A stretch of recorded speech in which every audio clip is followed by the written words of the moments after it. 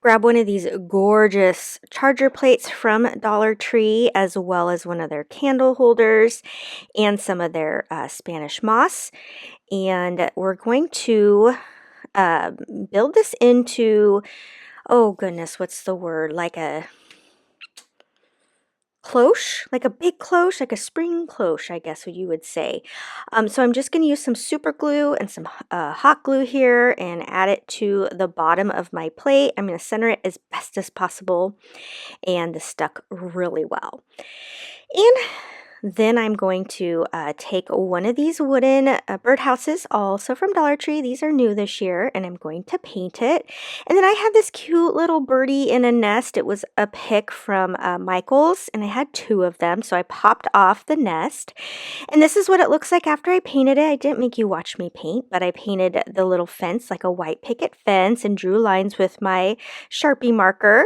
Painted the base pink to kind of match my little birdie, and then just using like a light brown, I painted the roof. Now, I didn't glue any of this down. Of course, you can glue it down. This way I can use the cloche again, or I can just use the charger as a cupcake, stand or whatever. So I didn't glue it down, but absolutely you can glue it down. And then I'm just shoving some little pink flowers in there, and then I'm going to cover the bottom here with this moss.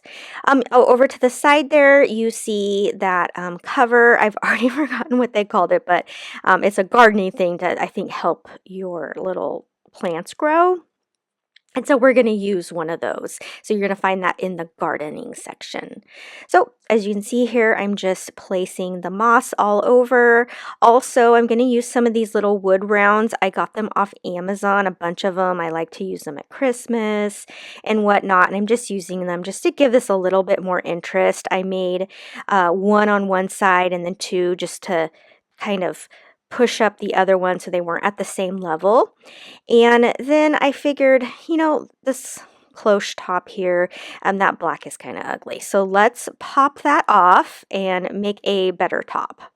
Now, let me tell you how hard it was to get the sticker off this bad boy. I felt like it was impossible. I tried all sorts of things, but I got the sticker off finally. It has a little bit of residue, so I'm just going to kind of hide that in the back. So I'm going to use these lids from Dollar Tree. I'm just going to use one of them, but this is going to be those mason jar lids, and I just think it has a really pretty like flower pattern at the top.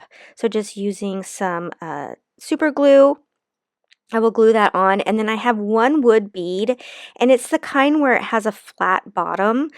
I'm not sure exactly where I got it from. I'm sure I got it from like a craft store, a couple of them. This one's like the last one in my stash. I'm going to need some more because I really like having the ones that have a flat side. So I will glue this lid down and then the bead down, and then this project's complete. If you wanted, you could add a bow. There's really endless possibilities of what you could put inside this, but it's so fun and springy, and I've been wondering what to do with that gorgeous charger, and I think this was the perfect fit.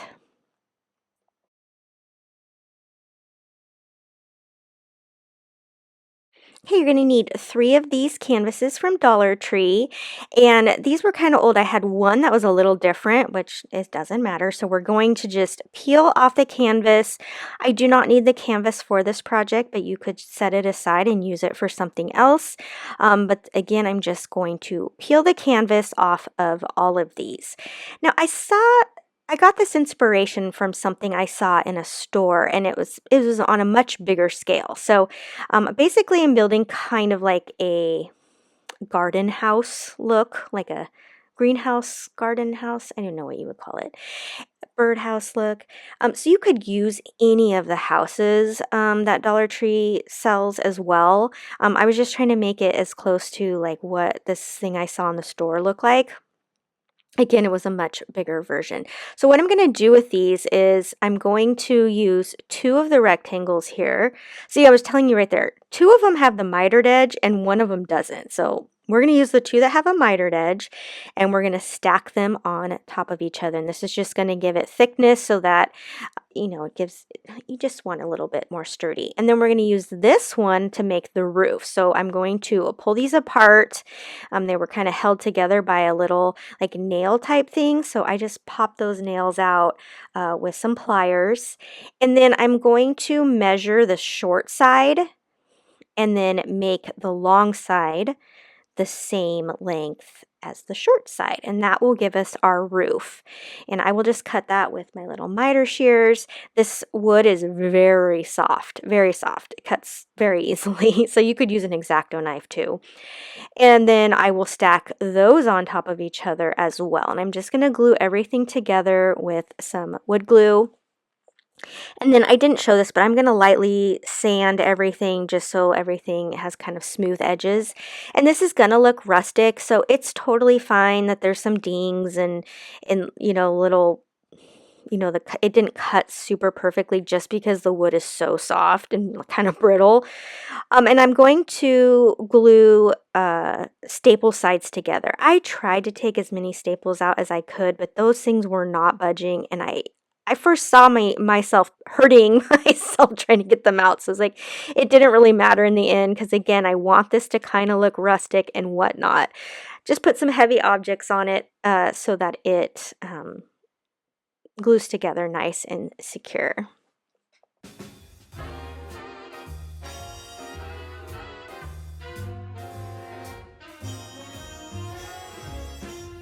The gentle April rain that stained the window panes last night is all but gone, but lingers on in scented clouds of air.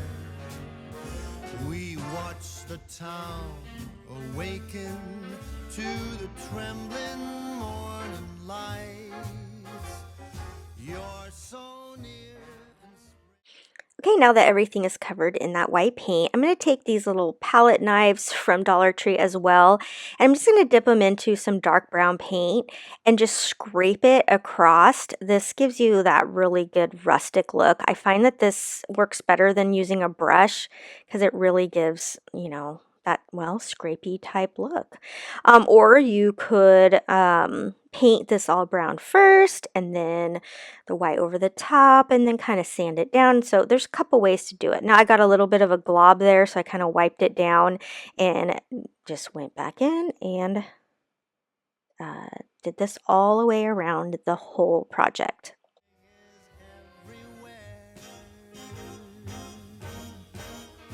We danced until the stars came out and spread across the sky. The wee small. And once everything's dried, it is time to put this together, and I'm going to glue everything with some wood glue. And this, I'm telling you, wood glue just works so well. Again, I have this little flower pitcher, what do you call these? Watering cans. And I'm going to hang it from one of these little eye hooks. I found a case of these. I think there's like this little kit at Dollar Tree that has all sorts of different kind of hooks and stuff in it, and I'm pretty sure that's where I got this. The little watering can was a pick at one point, and I'm not sure where I got it. I kind of think I got it from the 99-cent store. So I hope you can find a little picture like that. And then I'm going to hang my little picture from that eye hook after I get everything assembled.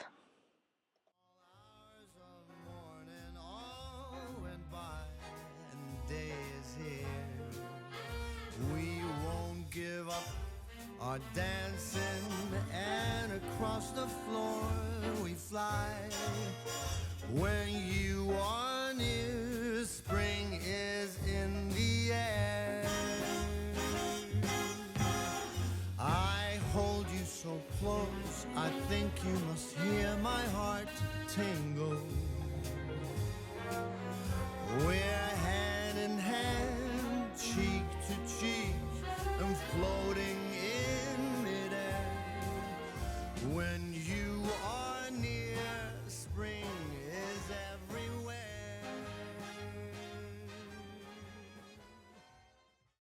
Okay, so I also find this a little bit too shiny and new, so just using my finger, of course you could use like a wipe or whatever. I'm just taking some more of that brown paint and then just rubbing it into the watering can. And then I'm going to do the same thing with the little terracotta plant pot, I mean terracotta pot. And then I'm just going to tie a little piece of twine around the handle of this, and that is just going to be what I hang this by. And then when I put the pot in, because of the pot kind of had like an indentation underneath, so it wasn't going to sit flat and really have something to glue it to. So I'm just going to use some of the 3D foam tape from Dollar Tree and add that just to kind of push the height up. Of course, you could use any, like you could just cut out a piece of little cardboard. I just found this to be the easiest way. And then I could have just stuck it down with the double-sided tape, but I thought, let's just add some hot glue to it too to really make it stick down. And then I added a little flower that you can see off to the left there inside my pot.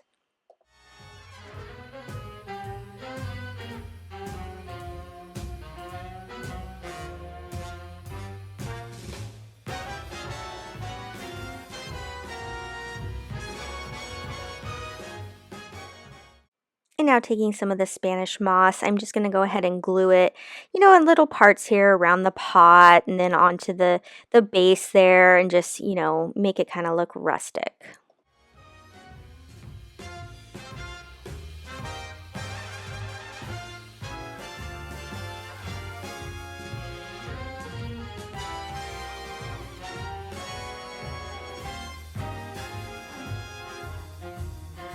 Oh, I hold you so close, I think you must feel my heart tremble.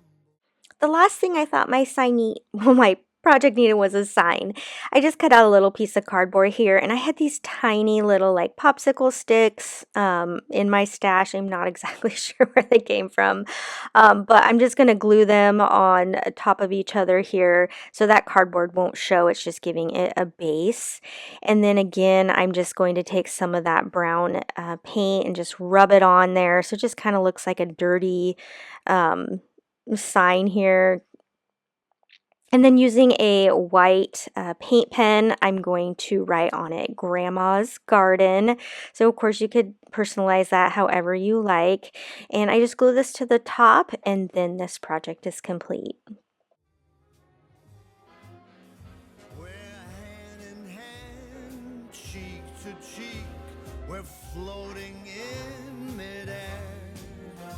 When you are near, spring is everywhere.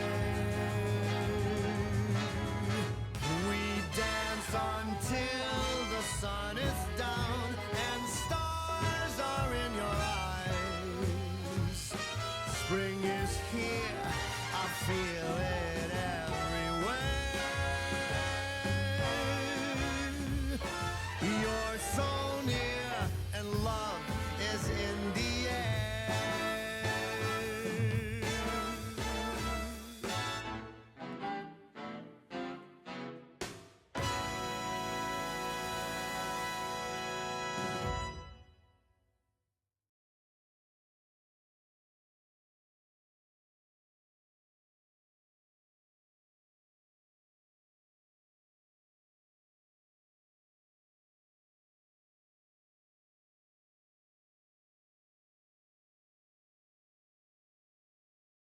I picked all the eucalyptus off of this wreath that I got at Michael's and I used it on this project a few weeks ago. So now I have a blank canvas here and there's a lot of glue residue. So I'm just going to flip this baby over. So I got 3 wreaths in a grab bag a couple years ago at Michael's and I got all these flowers also from Michael's. They were just like singles and I'm not surprised they were like didn't sell because they were $5 a piece. Like who's gonna buy one flower for $5? So I got a ton of these in my Michael's grab bag, and so I am basically using all Michael's grab bag items for this. So I apologize because I'm sure, you know, that's a little frustrating maybe for you because you don't have access to these exact supplies. But I just wanted to include it because it's so pretty. So I just zip tied and made 2 bouquets with those flowers,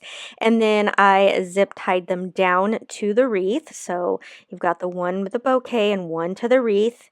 And then I had this pre-made bow also was in one of my Michael's grab bags, and it was just a really beautiful spring color. So I just went ahead, and it has a little like wire backing, and I wire it around the stems there of my 2 bouquets, and then that's it. This project's done, and it's just a gorgeous spring wreath. Obviously very easy. I mean, you could recreate this very easily. A lot of times I see these type of wreaths, like the background ones at thrift stores.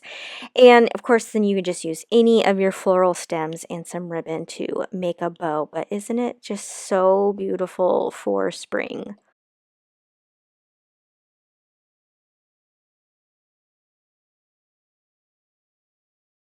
I hope Mother Nature has brought spring to you soon, but if she hasn't, hopefully these projects helped that out. And until next time, happy crafting.